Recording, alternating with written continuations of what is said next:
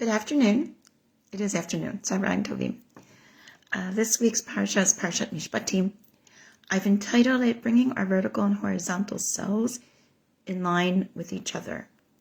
So last night I was privileged to be part of a program through Eshel. I work with LGBT folks in the Orthodox Jewish world.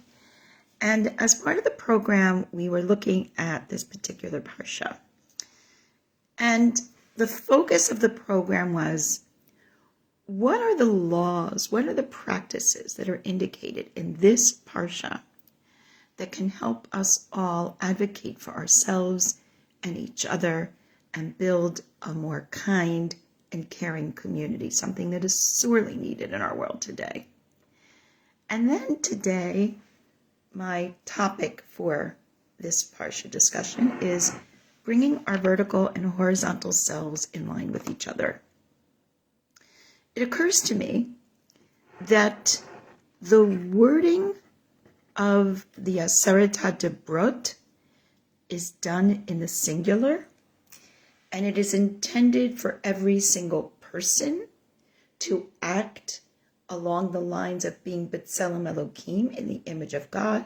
Do not take another life, do not steal, honor your parents, all of these things.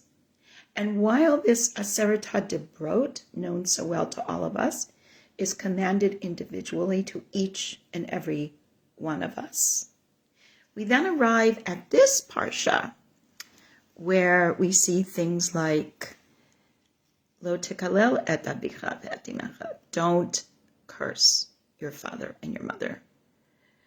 Don't ignore your responsibility to each other.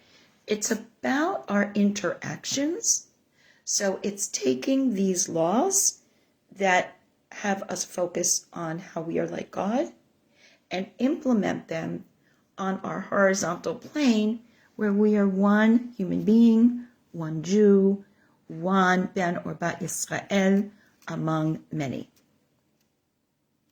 So Aviva Zornberg elegantly sets up this powerful and thought-provoking dynamic when she speaks at length of the creation of the human being and the inherent relationship that human being has with the one who created that human being. Him, her, them, all pronouns, by the way, are used in the narrative of the creation. Aviva explains that the very difference between the human being and all other elements and components of created beings is that they are all vertical, succumbing to and living by their animal instincts to procreate, survive, hunt, forage, and so on. The human is the one created being that stands vertically on their 2 feet, reaching up, if you will, in a vertical direction, while living on this horizontal plane, the limited purview of all created beings. The supreme human challenge, according to Aviva, is to live on the vertical and the horizontal planes simultaneously. She references Rashi's explanation of the double entendre of the word vayirdu in the creation story, where the human being is sort of put in charge of being the steward of all that there is. And this shoresh means both to rule and to descend. So think about that. Ruling has a sense of class or privilege, but the yirdu, we're coming down and we're being part of our world.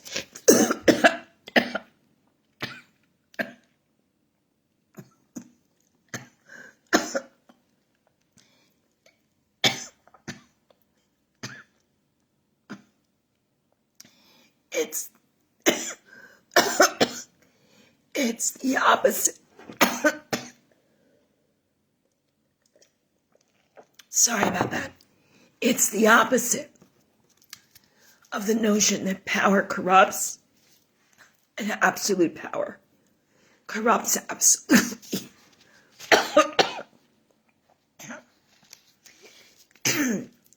In order to survive and fulfill God's commandments related to our vertical reality, we are confined to the horizontal axis of our lives, where we eat, we have physical features and needs, and we procreate in order to survive. Not so different from all the others in the animal world. We know that to combine these two features of our existence is challenging on so many levels.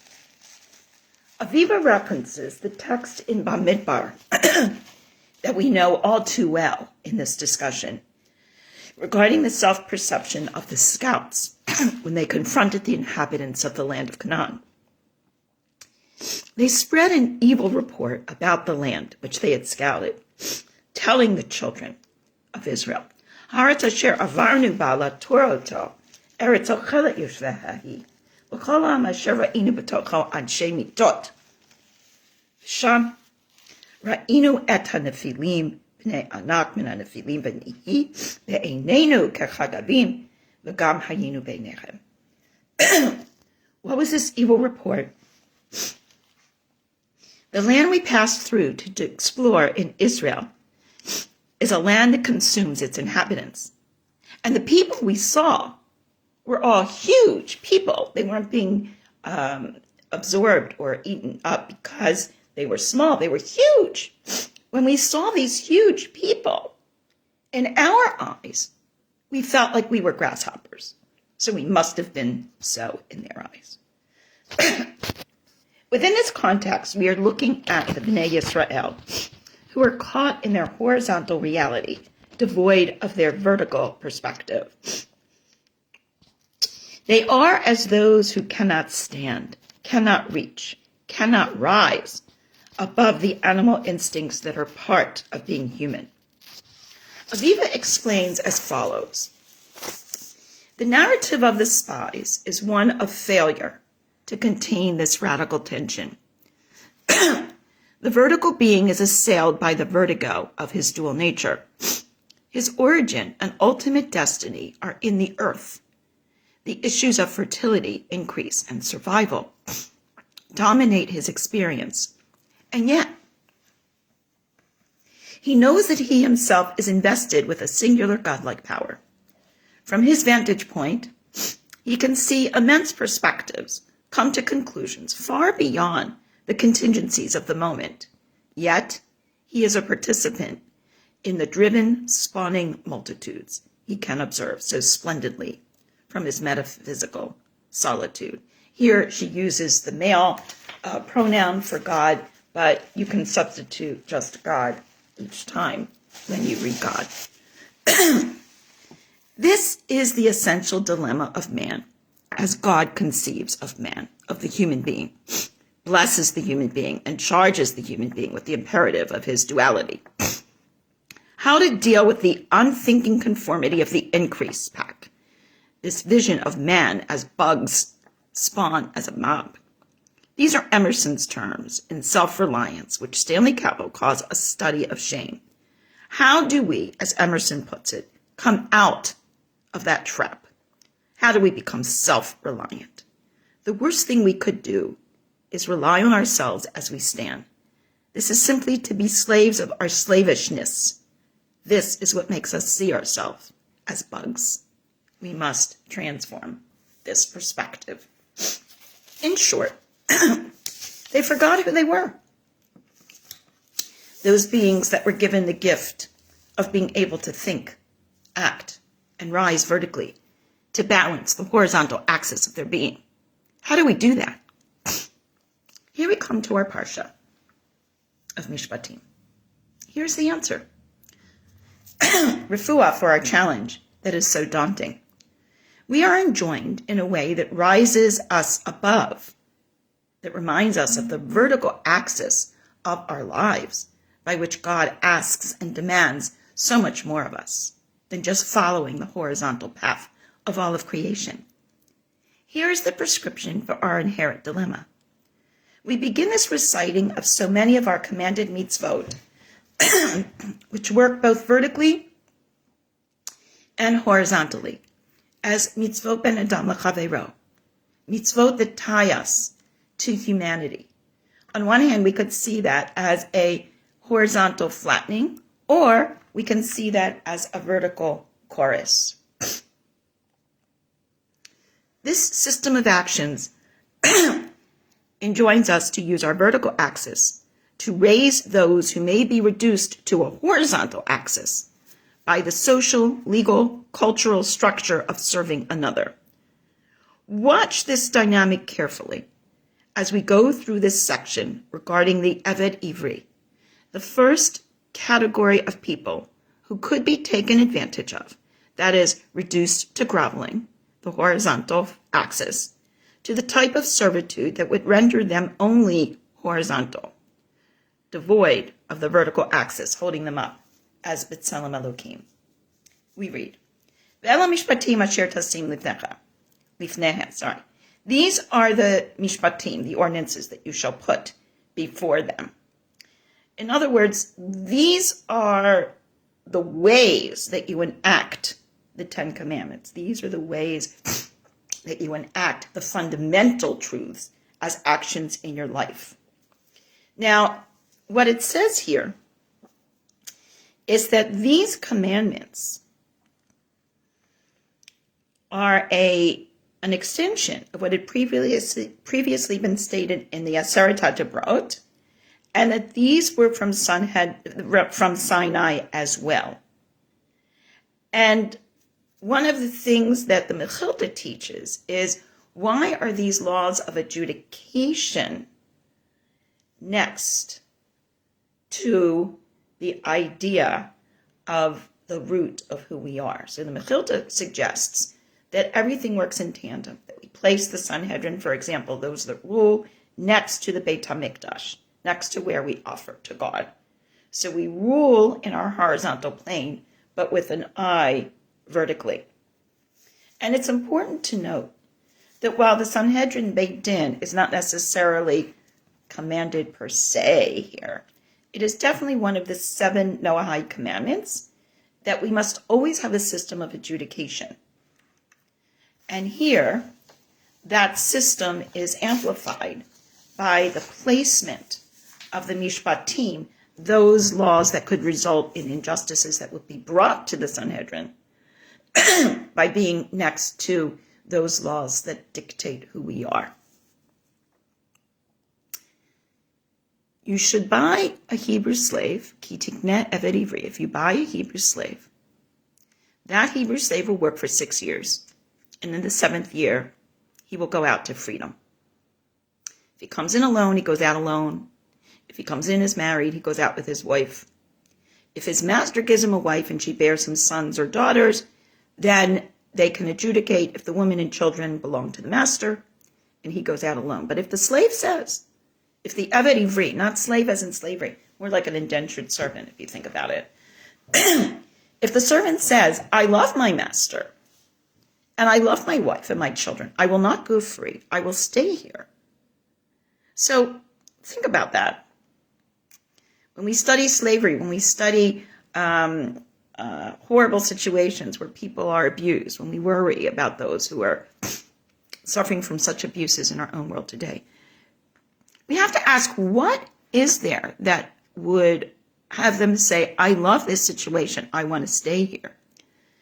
And there's got to be implicit in here, and this is described elsewhere, by the way, that there must be enough positive elements and support in his life to want to continue in this present situation.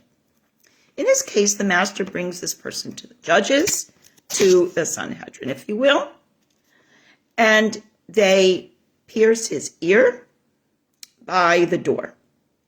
And it says he shall serve him forever. But forever really means to the Yovel, to the Jubilee year. So in other words, there are responsibilities here. There are recognition of rights. Yes, servitude, slavery is not a system that we buy into in our lives. But within that, having it be a way of that community to continue, who knows? We're all doing things, we're paying taxes that goes to things that we absolutely don't approve of, but we're still paying the taxes. It's to support our society and hopefully not other things that are harmful. But there are social conventions that determine certain things about our reality, and we're all subjected to them. So here, this servitude is one of them. But there are conditions. There are limits. There's a requirement to set free. There is a respect for family. And there's a lot of other things that go into this as well, described in other codes. Now we go to the next potentially vulnerable class that needs protection. And again, it's something that we would not approve of in our own lives today. Now, if a man sells his daughter as a maidservant, she does not go out like the rest of the servants. If the master finds her displeasing, then he must allow her to be redeemed. He will not rule over her and sell her to another person. In other words, she is not subjected to the same rules and regulations regarding the servants that kept society going. It was also a way of, if you will, community service or paying off debts. There were various circumstances that had to exist before someone became an Eved Ivri.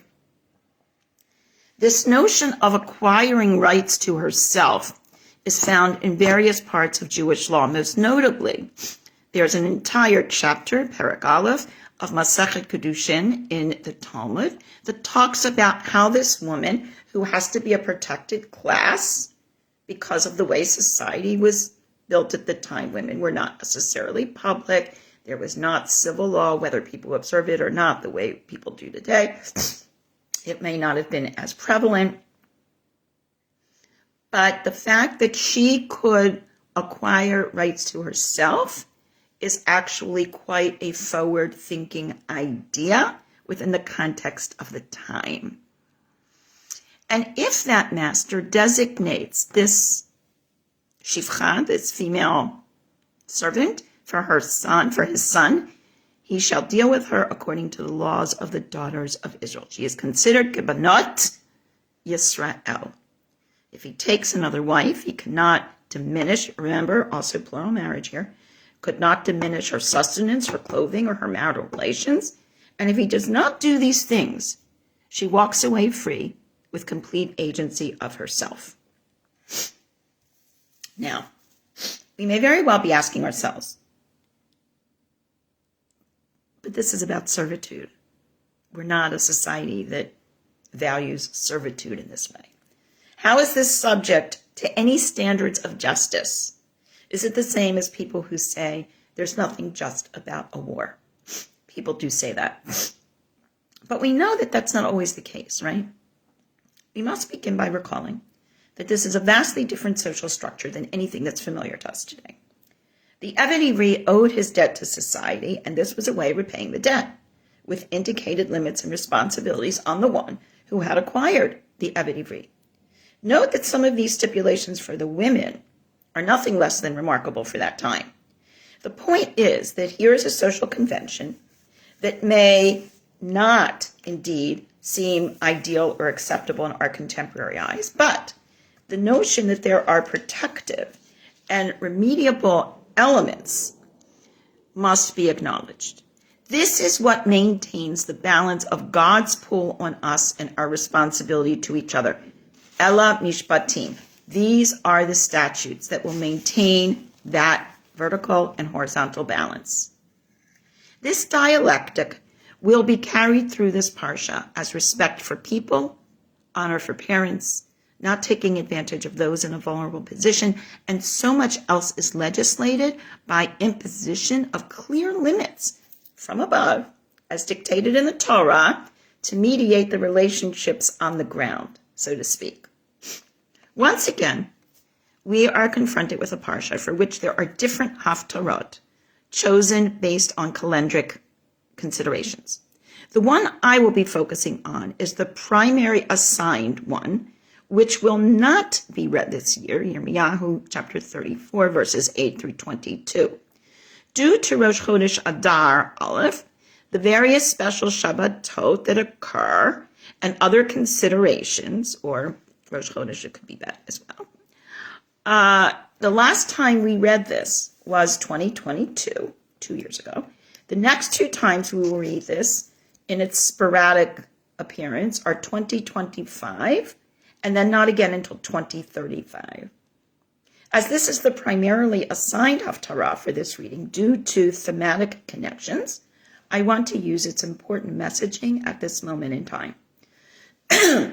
We have just discussed the nature of the laws of Mishpatim and how it is incumbent upon all of us to follow all of these practices, irrespective of whether or not it is to our advantage to do so, specifically here with the Eved Ivri.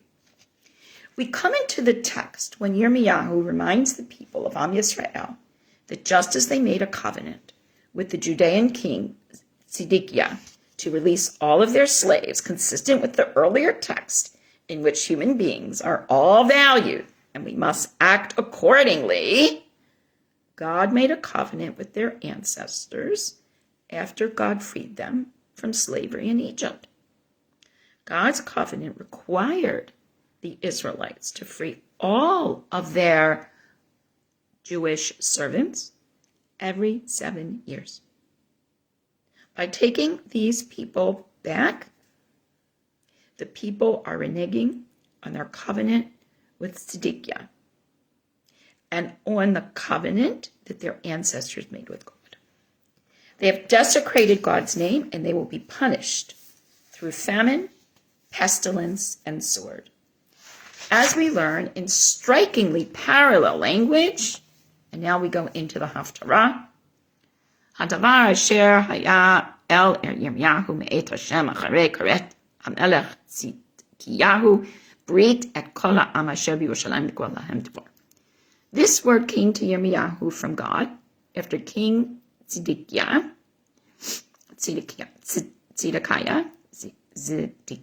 choose your pronunciation, had made a covenant with all the people who were in Yerushalayim to proclaim freedom to them.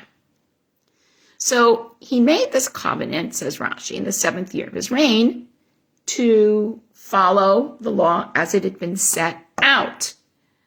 They said to Ezekiel, the slave of a priest whom his owner sold, what is the ruling regarding whether he may eat of the priest's due? So what happens here is if a Kohen has a Eved, has a servant, that servant is entitled to truma, to the sacrifices that come to the priest's household, to provide sustenance for the people that are part of that household.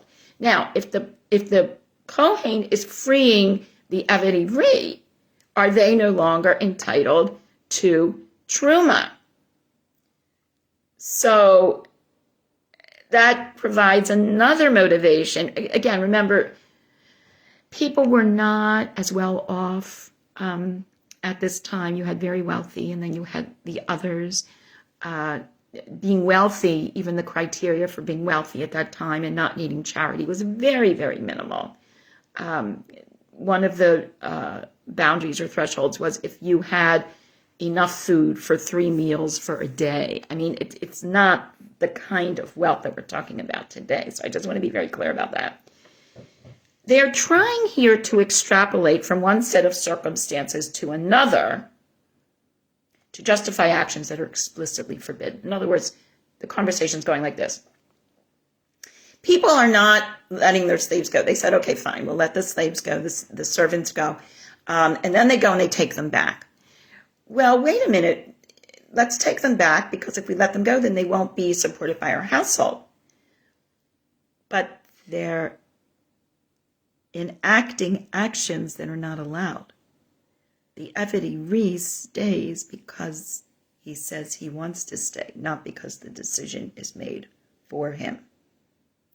So the leniency regarding eating teruma will not apply to taking advantage of another human being. That is being made absolutely clear here. The text continues. Every human being, every owner, every man should let their manservant and every man his maidservant, a Jewish, go free. None should hold his Jewish brother past the stipulated time as a servant. And we're just talking about the Eved Ivri here. We're not talking about the Canaanite slaves. We're not talking about others. There are stipulations for them as well, but that's not the topic here. I just want to be clear about that. It's not ignoring them. It's just not the topic. Now, all the princes and all the people who had entered into the covenant heard that everyone should let their manservant and their maidservant go free. They obeyed and they let them go. But afterwards, they turned and brought them back. And then God's word comes to Yirmiyahu, and God says, Ko amar Hashem Elokei Yisrael, Anochi karati brit at avotechem b'yom hotzi'i otam me'eretz Mitzrayim beit avadim lemor. I made this covenant with your people the time that I brought them forth out of Egypt, out of the house of servants. And at that time, I made the law, Miketz Sheva Shanim Tishlechu Ish et Achi HaIvri. At the end of 7 years, you must let go every one of your brother Jews who have been serving you. He served you for 6 years, and now he goes free. But you did not obey me. This day you turned and you did what was right in my sight by proclaiming liberty, every man to his neighbor. You made a covenant, but then you turned around, you profaned my name, and you went back on your word. Therefore, says God, verse 17, you have not hearkened to me. Atem lo shamatam Elai, likro dror, to proclaim freedom, every one to his brother and to his neighbor. Behold, I proclaim freedom to you, says God. But that freedom will be ala cherev, ala dever, ala rav. You will suffer the sword, you will suffer pestilence, you will suffer famine. And I will make you an object of horror to all the kingdoms of the earth, because you are not exempt from the laws I set. God is angry. God is very angry here. And within this anger, we find the most profound lesson of Eleh Mishpatim. We are taught that these are the laws of humanity, the ones that supposedly we would follow, even if they were not articulated, because a foundational teaching of Jewish law is to respect the humanity of every person, even and especially in the situation of the one who is paying debt to society, or in the case of the woman who does not have agency over self and needs to be a protected class. The taking advantage of these vulnerable classes is absolutely not acceptable, and it will be the cause of downfall. In our Parshat, it says, if you do not take care of the yatum, the almanah, the orphan, the widow, then God says, I will kill you. And then your wife will be a widow, your children will be orphans, and who will take care of them? In other words, back to the groveling, the only way we maintain the integrity of our horizontal plane is to continue with our eyes upwards and being reminded of what God wants us to do. This is foundational to our Jewish learning and to our Jewish observance. Taking advantage of vulnerable classes is absolutely not acceptable, and it will be the cause of our downfall. I believe that fuels a lot of our teaching about social justice and compassion for others, even at times as difficult as what we are going through right now.